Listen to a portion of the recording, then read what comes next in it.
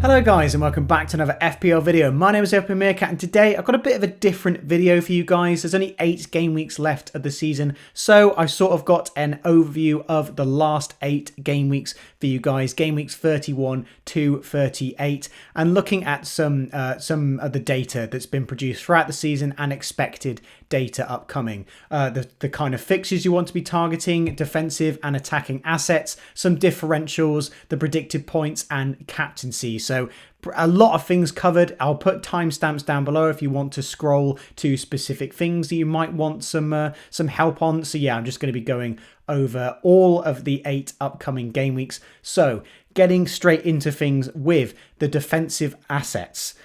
So here I've put what I believe to be the top 7 defenses to focus on in game weeks 31 to 38. I've sort of done a combination of my own personal opinion and what the data shows. So I've almost done a little bit of a ranking there, the top assets to the my 7th favourite as well. So we've got Man City, Liverpool, Newcastle, Brighton, Arsenal, Man United, and I think even Palace is worth a shout there for defensive assets. So as you can see there, I've got the number of fixtures. Obviously the likes of Brighton with 10 fixtures, we're going to be wanting their players just because of the fact they've got 2 more fixtures than most other teams, 1 more fixture than some others as well. They're going to be getting more points because they've got more fixtures to play. The number of doubles they have, of course, relating to the number of fixtures. The number of blanks as well. It's also important to look at the teams who aren't going to be blanking in 32. Obviously, if you've got a free hit and you're planning on using that in 32, that statistic is a bit irrelevant to you. It doesn't matter if the teams are blanking. But if you've not got the free hit, that's an important one to look out for. The average fixture difficulty as well. This is using the data from Fantasy Football Hub. They give basically a rating for how difficult defensively a fixture is, and they rate it essentially, so how good it is for the defense. And I've essentially taken the average difficulty from those from the 8 remaining game weeks and averaged them out, and then the expected clean sheets there. So let's get into the data. Man City, I think, are clearly on top in terms of defensive assets. 4.45 expected clean sheets till the end of the season. So basically from their remaining 9 fixtures, they're anticipated to get around 4 or 5 clean sheets, which I think would be fair enough looking at their fixtures and certainly the data with their expected goals conceded. And their fixtures are relatively good as well. 0.23 was the average difficulty there, which was not the lowest on the list, but it's still relatively good. The assets I'll be looking for from Man City, I think Ake is probably my personal favourite Man City defender. Pep Guardiola in a press conference recently claimed that Ake was undroppable. Again, we'll have to wait and see on that because Pep Guardiola does like to rotate the likes of Kevin De Bruyne, who he'd probably also call undroppable.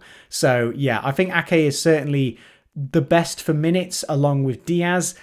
Also has that goal threat as well. He's definitely been more advanced in a lot of games. So yeah, I think Ake would definitely be my favourite pick in terms of defender. And Ederson also as well, if you just don't want to deal with the hassle of rotation and you're too worried about that. I think Ederson is also a fine asset. I personally wouldn't go for Ederson just because as a goalkeeper, he's a little bit too expensive for my liking and doesn't really get many save points. I'd much rather go for someone cheaper who's got potential of a higher points. Ederson, he's going to be more consistent with the clean sheets, but he's not going to get many save points. Liverpool as well are a defence I would be looking at. I know Liverpool defence has been shocking this season, but the data would suggest they are going to turn things around. In their 9 fixtures, they're expected to get 3.11 expected clean sheets, about 3 clean sheets in that time. And I think Trent, Van Dijk or Konate are all great assets. I think Robertson as well you could throw on there, but Trent easily the best attacking option out of the 3. Van Dijk, he's had some good threat from corners, potentially gets you those headers from set pieces, which again, Trent will be taking. And Kanate as well, a super cheap way into the Liverpool team, who I think will be nailed for those 9 upcoming weeks, unless he gets injured, of course. Only the 1 double for Liverpool, though, but they don't blank, so that they've got that 1 extra fixture on a lot of other teams. So yeah, depending on what you're looking at, I think that Liverpool are a good team to potentially look at getting a defensive asset from. And 0.25 fixture difficulty as well, one of the higher ones on the list here. Newcastle, we know, are a great defence. Expected clean sheets just slightly lower than Liverpool's, but we know how solid Newcastle defence has been all of this season. And yeah, Trippier and Botman would be the two I'd be looking at there. Trippier, absolutely essential with the amount of attacking threat that he has and creativity. And Botman, I think, is the best second choice for just if you want a cheaper option there. Brighton, the team with all the fixtures, I have put in 4th there purely because I have sorted these by expected clean sheets. And surprisingly, despite having that extra fixture, they aren't predicted to get more clean sheets than the likes of Liverpool and Newcastle. As you can see, they're due to the difficulty of their fixtures, 0.22. Estupiñán and Steele would be the 2 I'd be looking at there. Estupiñán has that little bit of attacking threat, bit more than the other Brighton defensive assets. Although Dunk did score a header in the most recent fixture, so Dunk could also be someone to look at. And Steele is just a super... Well, he is a steal. He's a super cheap goalkeeper who looks like he's going to play for the rest of the season, in case you want to go there.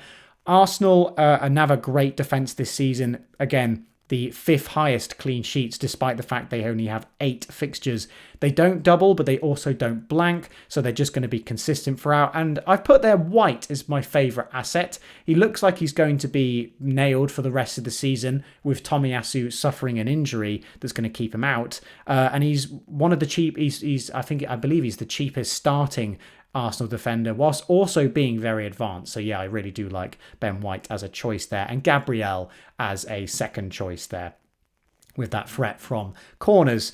Man United as well, a good defence to focus on. We'll see how that turns out now that if you've watched the Europa League game, Martinez, Varane and Shaw are all injured. So we'll see how their defence gets on in the next few games. Again, as an expected clean sheets, just slightly lower than the likes of Arsenal.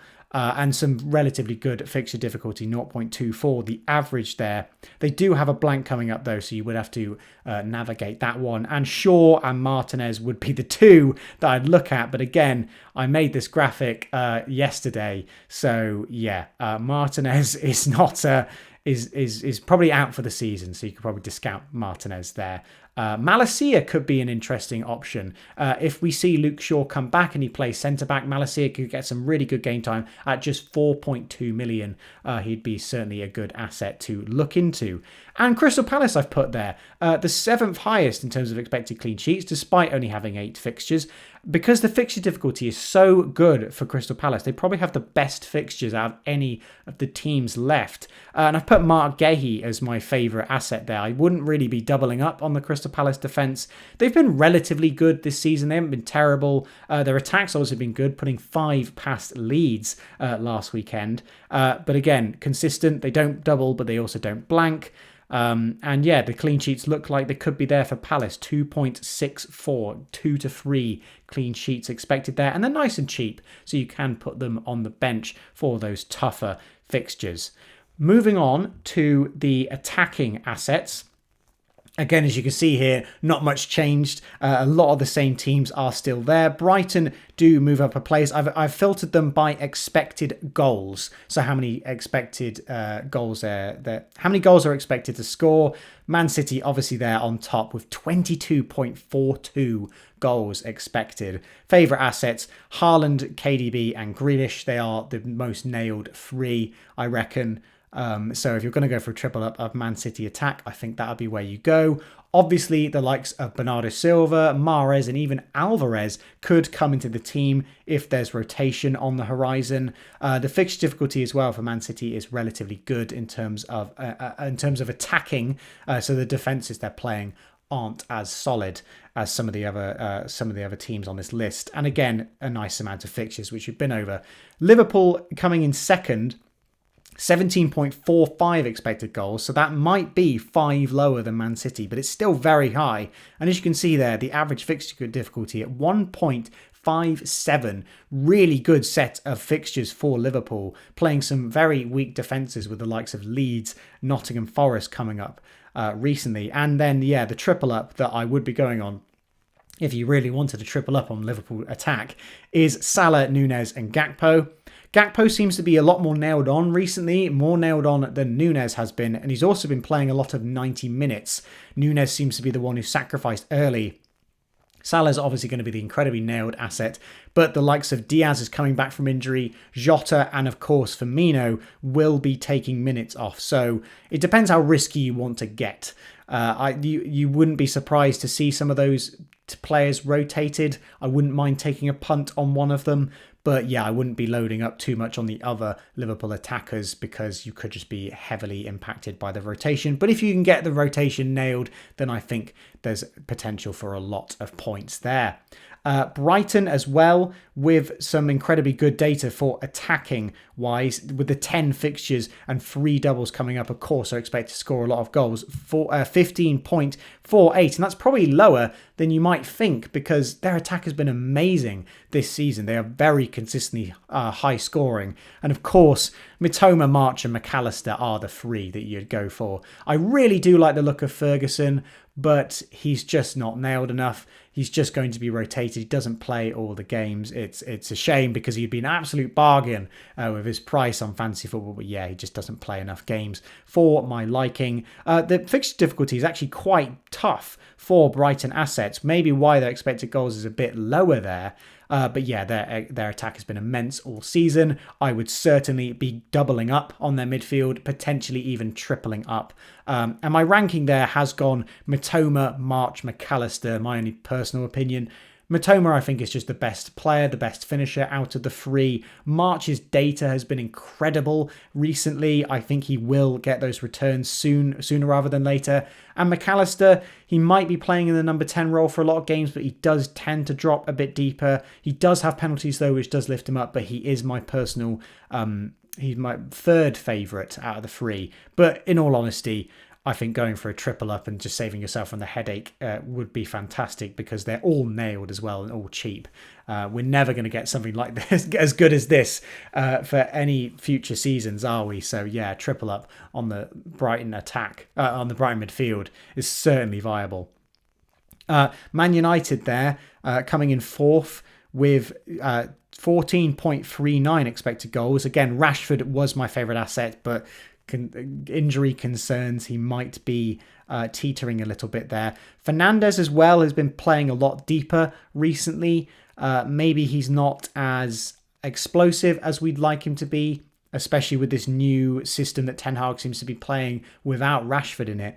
I will say Sabitzer was incredibly good in the Europa League game, playing very advanced, a lot more advanced than Bruno was, and I think he's 4.7 million. So Sabitzer could be an incredible differential, which people could look into if they want to get a Man United asset for the doubles in 34 and 37. Definitely someone to keep your eye on, although there are just so many good midfielders that maybe you don't want to use it on a bit of a risk player like Sabitzer there. The Newcastle strike force there of Isak and Wilson are in 5th. Not really any midfielders that I'd look at for Newcastle. Maybe the likes of Willock. But yeah, definitely those 2 strikers from Newcastle you could look into. Some good expected data for Newcastle. Arsenal as well have been a constant threat in attack. Saka, Jesus and Martinelli. Martinelli honestly could be the top asset now given his recent returns against Liverpool, but I really do like Jesus as an asset. The Arsenal fixture difficulty is the highest there. The lowest on the sheet, so therefore the toughest fixtures.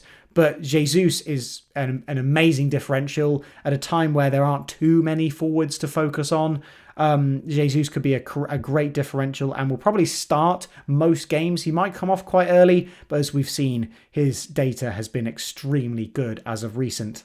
And Spurs there at number 7, Kane. Kane would be the only player I'd be looking at there.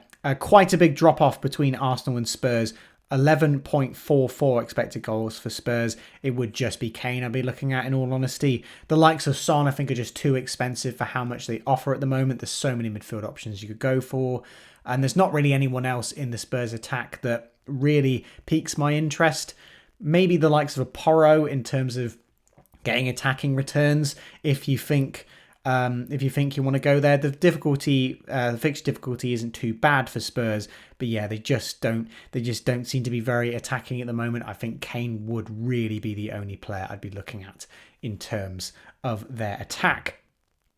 Moving on to the next part of the video, the fixtures to target. So here I've got the seven teams who I think I'd be most targeting at this moment in time for the 8 remaining fixtures. Now, the likes of... I have used my own personal opinion here to rank the fixtures, and this is very subjective towards the data. And honestly, the data really did surprise me. I've taken into account their recent form, expected goals conceded, big chances conceded, shots conceded, the side that they're most vulnerable from, and obviously how I've ranked them. The data that I've used has been from game weeks 26 to 30, so the last 5 game weeks per game. So obviously the difference in games, it has changed a little bit, and the recent form as well as their most recent 5 games. So yeah, Fulham I think are the best team to target right now. Their expected goals conceded, 2.28, absolutely massive, way above anyone else there. Big chances conceded as well, 3.75, the highest on the list again. Their shots conceded is actually relatively low in comparison, only about 12 to 13 shots conceded per game. But yeah, that Fulham definitely look like a team that are on the beach at the moment. They've not really got a lot to fight for. They're probably not going to get European football, and they're not going to get relegated. So they're kind of just content with how the season's gone, and they're just riding it out a little bit. Let me know if you're a Fulham fan and you disagree with me there, but that's how Fulham seem to be at the moment, as you can see by their recent form, losing 4 games and only drawing 1. So yeah, they're definitely the best team to target based off the data from the last 5 weeks. Leeds coming in second there. Expected goals conceded and big chances conceded, the second highest, only second to Fulham. And shots conceded really high. Their form has been all right with 2 wins in the last 4, and obviously a draw there as well. Side most vulnerable, definitely straight through the middle as well. Obviously, they play Liverpool this weekend. The likes of a Nunes, if he starts up top, or Gakpo would be could be an incredibly nice choice there. But yeah, I've definitely put them second in terms of the fixture to target. Everton, surprisingly, third. Everton we kind of view as quite a solid defence, but their expected goals conceded is the 3rd highest there. Big chances conceded very high. Shots conceded relatively high as well. And I've obviously ranked them as 3rd. I would say that Fulham and Leeds are a step above in terms of wanting to target. They seem quite a bit weaker than the likes of an Everton at the moment. So that's why they've been highlighted in green, whereas we get onto the yellow fixtures there with Everton. And their form has been relatively good. 3 draws as well. They're really grinding out the draws to try and stay safe. Bournemouth, a team really high in form at the moment, but the data suggested that they aren't doing too well. 1.9 expected goals conceded, nearly 2 a game. Expected to concede and 2.5 big chances. Shots conceded is the highest on the list as well, conceding a ton of shots, weakest down the right flank as well. But yeah, I've put them 4th, just below Everton in terms of a fixture to target, purely because of their recent form. 3 wins in the last 5. They definitely seem like a team that can do some damage and definitely can score a goal as well. But yeah, I would definitely still be targeting them, just less so than some of the others above them. Southampton as well, a team in really, really dire form at the moment. And I believe they are that dreaded... they're more than 3 points adrift at the bottom of the table, meaning that even if they win their next game, they will still be in the relegation zone. But yeah, 1.58. We now get onto the set of teams whose expected goals conceded is still relatively high, but in comparison to the others on the list isn't as bad. Big chances conceded, though, for Southampton. They are making a lot of mistakes recently. They're conceding a lot of big chances, 2.83 there. Shots conceded is still low, though. So they're conceding a lot of high XG chances, but not many. They're most vulnerable down the left as well. That's why I was looking at the likes of Martinelli for game week 32, the home fixture against Southampton. I think Martinelli can absolutely haul there against Southampton. Leicester next in 6th. Now, given recent form, I think Leicester are probably looking like the worst team in the league in terms of watching the games.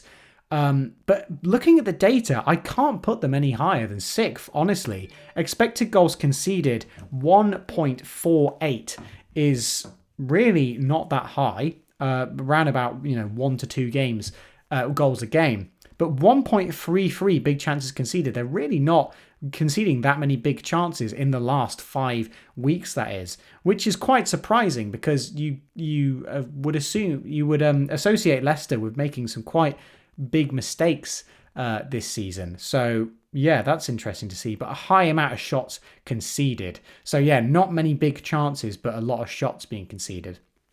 And then Nottingham Forest, who I know a lot of people would like to target as a fixture, I've actually put as 7th because despite their form also being absolutely terrible, the data would imply they've been quite unlucky. I've coloured it orange for every single statistic there other than form. Big chances conceded, only 2.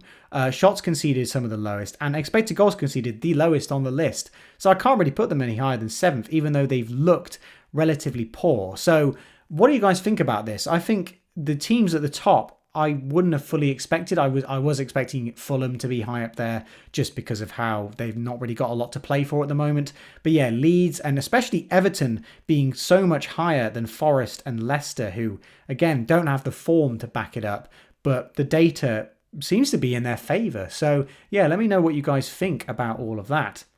But moving on to the next part of the video, I'm going to be looking at some differentials. If you've watched the channel for a while, you'll know that I absolutely love my differentials. Those players who you could look at to rise up the ranks.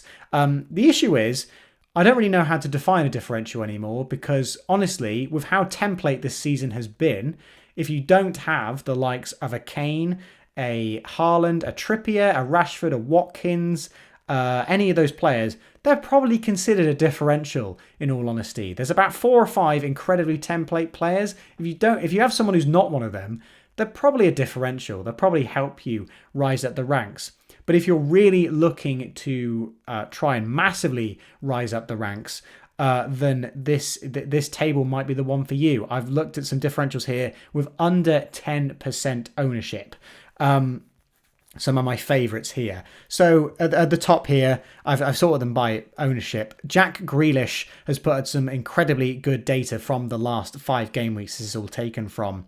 Again, he's played every single minute. I think he might have been subbed off at 89 for one of those. But yeah, minutes per 90 I've put as 90 there, and an expected goal involvement of 0.92. Over 90 minutes. So yeah, definitely expected to get a return every single game, which is something that we absolutely love to see. And obviously Man City expected goals is the highest out of any team. So yeah, Jack Grealish, definitely my favourite differential. I think someone that people should absolutely be looking to get in. Still a differential at the time of recording. Again, a lot of people will be moving to him now that Rashford has been injured. But yeah, I would definitely be looking for the likes of a Grealish. Still a differential at this moment in time. Isak as well, a really nice differential. A super high expected goals of 0.73.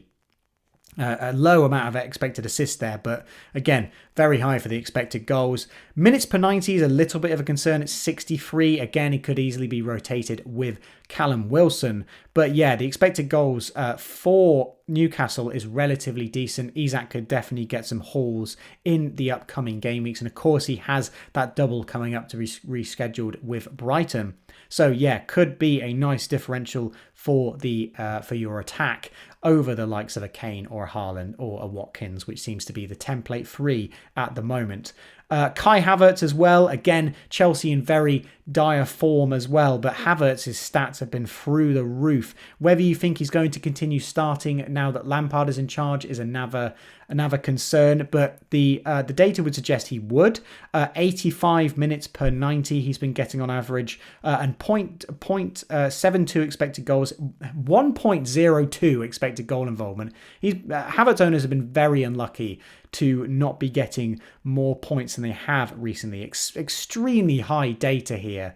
But yeah, the guy just, he's poor at finishing, isn't he? I don't know whether he's going through a low spell of confidence, but yeah, he's just not really finishing his chances. And with the 8 number of fixtures there, obviously Chelsea have a double coming up, but they also have a blank. So yeah, Havertz could be a nice differential if you think that Chelsea are going to turn things around.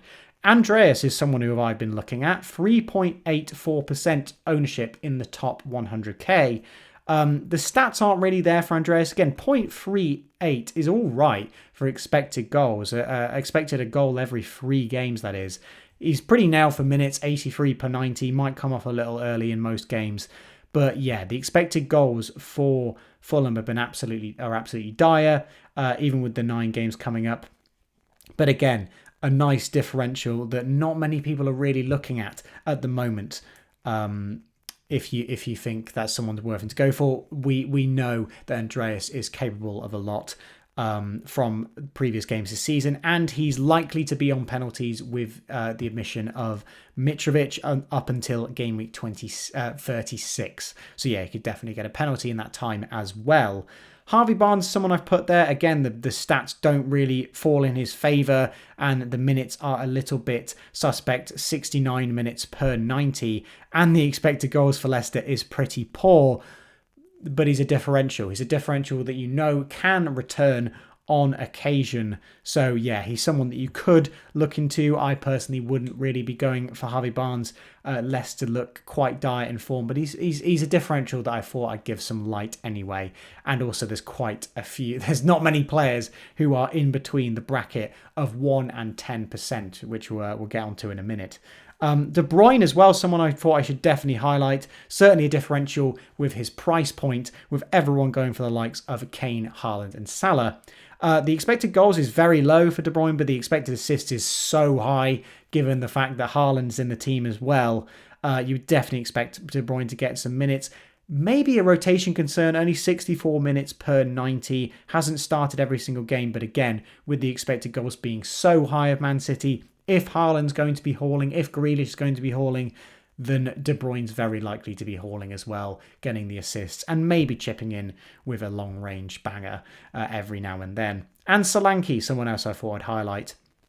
0.25 expected goals, not the greatest, but he's a nailed player on penalties for Bournemouth, and they've been in very good form as of recent. So again, a nice differential to potentially look at in the forward line if you're looking to either save some funds or break away from that template front three. The expected goals of Bournemouth aren't great, but again, they are a team in form at the moment, so maybe they can get quite a few more goals than is expected of them. But moving on to the really juicy bit, the differentials that are below 1% owned. That's right, in the top 100k, less than 1,000 teams will have these players in them. So the top one here, 1% ownership in the top 100k, a player very close to my heart, Darwin Núñez, with an XG very high of 0.62 per 90 in the last 5 game weeks. Again, 55 minutes per 90, a big rotation risk at the moment, especially with the likes of Jota coming back from injury. Diaz has now been confirmed to be in the squad for Liverpool's weekend game, but the Liverpool attack has been so good as of recent. If you think Darwin gets the minutes, then he could be an exceptionally good differential. He's in my team at the moment, and I'll definitely be hoping that he gets the returns to hopefully shoot me towards the top 100k. Billing as well, someone I definitely thought I should highlight due to the amount of returns he's got recently. A nailed player in that Bournemouth side. Again, Bournemouth the expected data is not very high for them, but they are a team in really good form at the moment. And again, 0.37 expected goals, 0.28 expected assists. That's relatively good, especially for a Bournemouth player in at this point of the season. 0.65 expected goal involvement per 90 in the last 5 games. Extremely good. Gabriel Jesus, look at that expected goal stat. 1.37 per 90. Again, only 36 minutes per 90, but looking from the previous 4 games, they've slowly been improving the amount of minutes that Jesus has been getting. He came off the bench in the last couple, and now he came off the bench for the first fixture. He then played around about half a game in the next one, and now he's working his way up to about 60, 70, 80 minutes now. So yeah, I think Jesus will still get the starts. He's certainly working up his minutes. Certainly an interesting differential if you're not too worried about going for double game week players and getting someone good for the blank game week, especially in game week 32. I think Jesus has got a big chance to be the king of the game week in that week. So yeah, an interesting differential there. Ben Rama, someone else I thought I'd highlight. Again, not really in favour at the moment. He's not been playing. I think he was benched in the previous West Ham game. 62 minutes per 90 though. He's been playing the other fixtures, but 0.43 expected goals, relatively good. And also having the double game week as well for West Ham. Someone who is relatively cheap that you could look at to improve your midfield. And Willock as well with the 0.43 expected goals. Newcastle are a team that can definitely score goals. 14.16 expected goals in the next 8 game weeks for Newcastle. Willock will start most games, 67 minutes. You wouldn't be surprised if he gets a benching in one of the upcoming games, or if he gets brought off early. But yeah, certainly a player with a lot of expected goal involvement. So again, a player who no one is really looking at. Only 0.31% of teams in the top 100k owning him. Elise as well there. Very low expected goals, but he did just get 3 assists in the most recent game week in the 5-1 win against Leeds. 82 minutes per 90 is pretty much nailed, But the expected goals for Crystal Palace are relatively low. Very consistent player there, but the fixtures themselves for Crystal Palace are great. So if you think that statistic is wrong and you think Crystal Palace are going to get the goals, especially with that 5 against Leeds, then Elise could definitely be your man. I do also like the look of Eze as well in that Crystal Palace midfielder, also a big differential. And then there at the bottom, I thought I had to highlight Danny Welbeck. Now, I know a lot of people like the look of Ferguson. He's certainly a more exciting player than Welbeck. And 47 minutes per 90 is not great for Welbeck.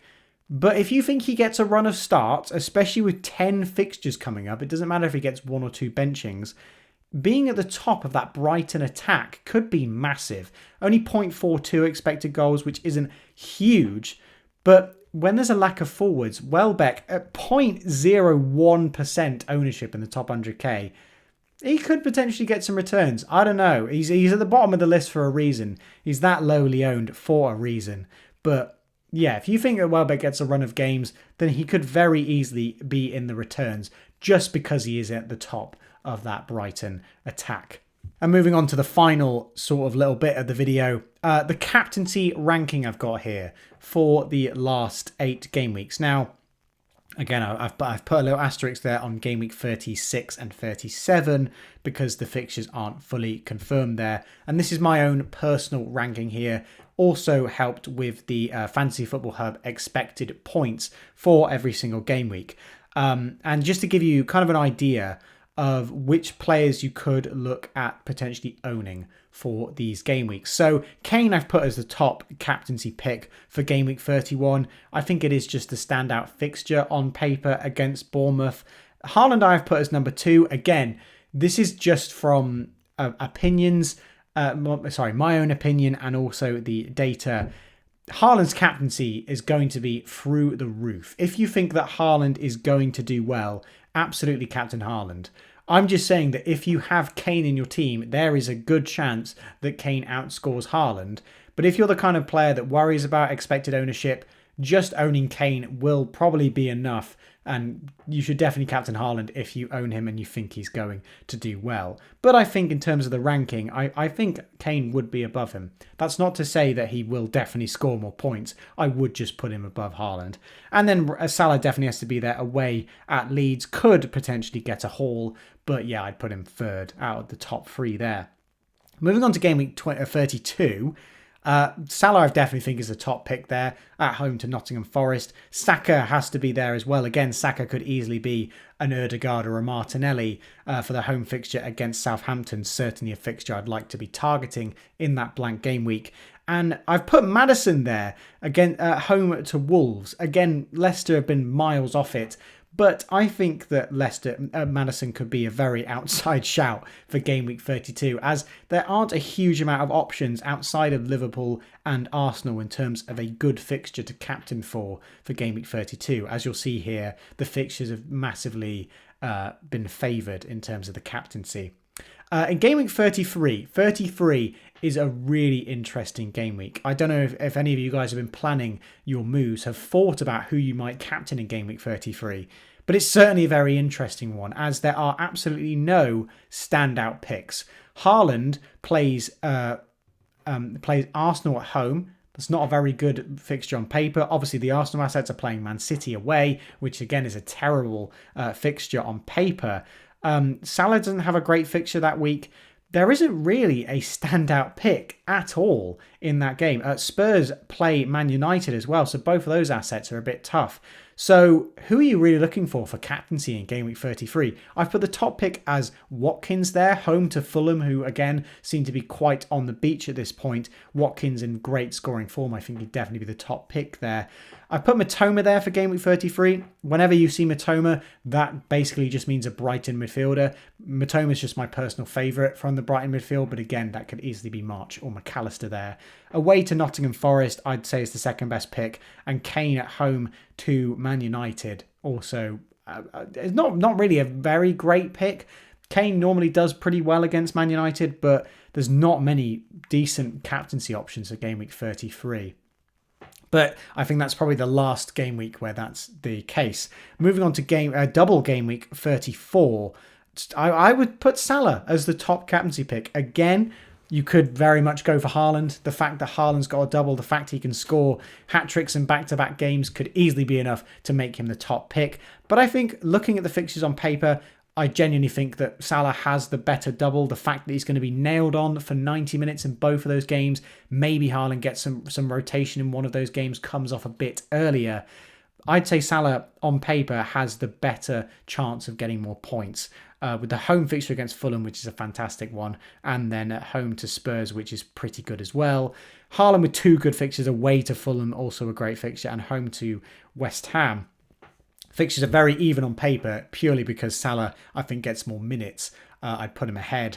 And then Marcus Rashford as well for the third pick. Again, depending on whether he's fit or not, that could easily be Bruno Fernandes in that spot. With a very good double of Brighton and Villa, but clearly not as good as the other two, in my opinion. Game week 35, this is the game week I would definitively say that Haaland is the best captaincy pick. How shocking is this to look at, by the way, that I think that Haaland is only the best captain in one of the 8 upcoming game weeks. Obviously, most of us, myself included, will be captaining Haaland more than once till the rest of the season. But on paper, I think Haaland is only the standout captaincy pick on one occasion. But yeah, you can certainly ridicule me in the comments for that one. Salah, I would say, is second with his home fixture to Brentford, and obviously Kane as well at home to Crystal Palace. The usual trifecta there being the top 3. Double game week 36 is an interesting one. Again, 36 and 37, the fixtures haven't been announced as of yet. This is only being predicted with the midweeks left where the fixtures will go. I think if Newcastle and Brighton get their double, I think that one of them is going to be the best pick. Haaland away to Everton, I would put as the third pick there. But I think the Brighton midfielders and the Newcastle attackers would have a better fixture I always like captaining a double game week player unless it's Salah against Bournemouth. Let's not go over that. But yeah, Isak away to Leeds and home to Brighton I think is the standout pick there.